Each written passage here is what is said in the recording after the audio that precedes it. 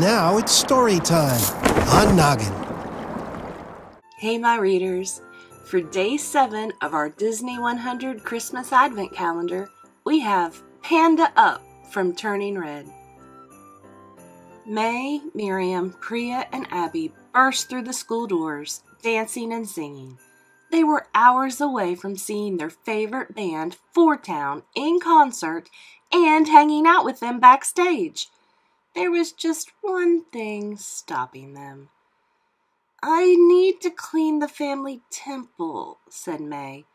"Your mom is making you do chores now?" asked Miriam. "I thought we were past this, May." "I volunteered. A clean temple means better blessings from the ancestors. And with their blessings, we'll be sure to have the night of our lives," replied May. Miriam, Priya, and Abby considered this. "Okay, you talked us into it," said Miriam. "How can we help?" "Seriously? You guys are the best," said May. "Come on, let's go." In no time, they were inside May's family temple, ready to get to work. "We need some cleaning music," said Abby as she fiddled with the stereo. May explained what needed to be done and then pointed to a shelf. "Don't worry about dusting up there," she said. "Those are my ancestors' talismans, so it's best not to go near them." She waved and added, "Hello, great Auntie Panda spirits." "Whoa," said Priya and Miriam, eyeing the talismans. Abby, who wasn't paying attention, finally chose a Four Town song and turned up the volume. When the music cranked up, the friends danced and sang their way through dusting, mopping, and cleaning. They had almost finished when Abby noticed the shelf with the talismans. "Ugh, filthy!" she exclaimed as she began to clean the shelf.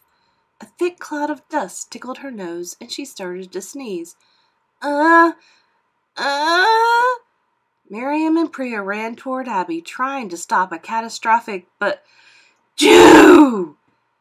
Abby's gigantic sneeze knocked the talisman off the shelf. Miriam and Priya tried to catch them, but they were too late. The talisman fell to the floor and shattered.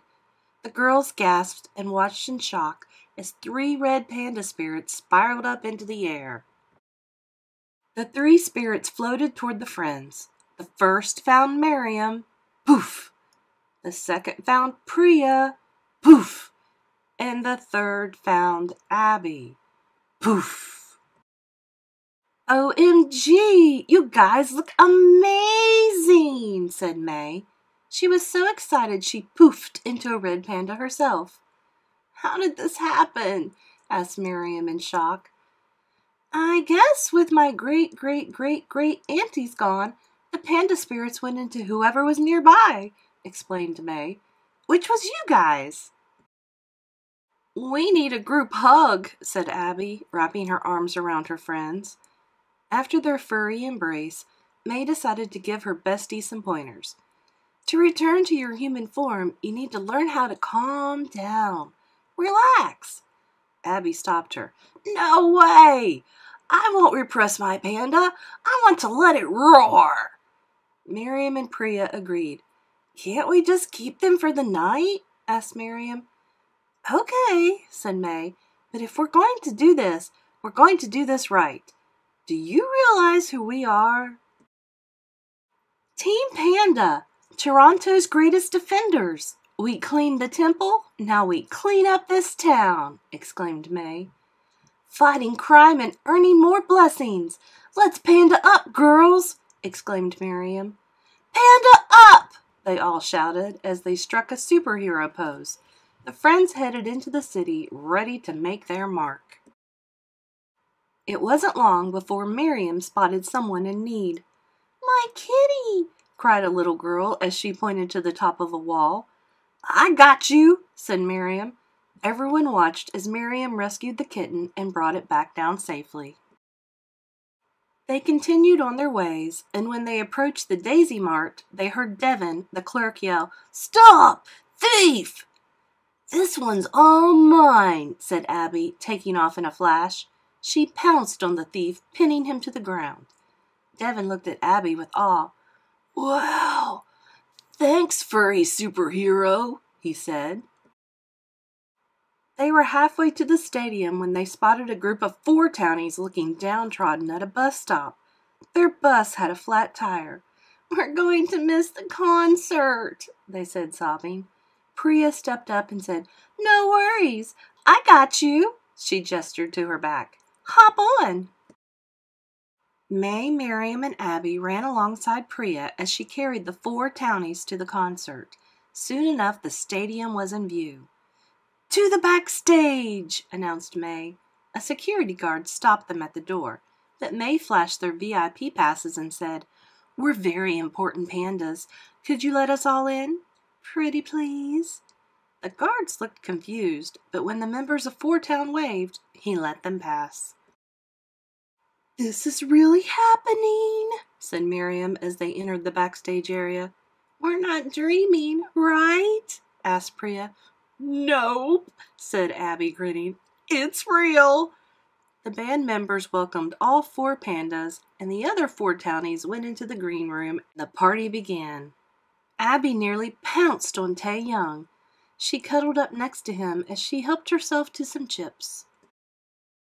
"Four Town forever," said Priya, snapping selfies with Jessie. Robert put on some music, and Miriam and May danced and sang along. When it was time for the show, they sat in the very front row, cheering with the crowd. "Four Town, Four Town, Four Town." The band began to sing, and their incredible music filled the air. The panda friends wished the night would never end.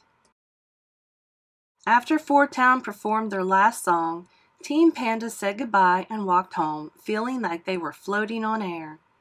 "Best night ever," said Abby. They all agreed, but soon Miriam, Priya, and Abby began to wonder how long they would be red pandas for. "Do we have to wait for the red moon to release these panda spirits?" asked Priya. May thought a moment and said, "Let's ask Sun-Yi." They went back to the temple and sat together in the courtyard. May asked Sun-Yi to guide the panda spirits back to their ancestors. Poof! Suddenly the red panda spirits left Miriam's, Priya's, and Abby's bodies. They hovered in midair for only a moment before soaring up toward the moon with a whoosh. The girls smiled, watching the spirits disappear into the night, hoping that one day they'd be able to panda up together again. Read with your kids for 20 minutes every day and inspire a lifetime love of learning.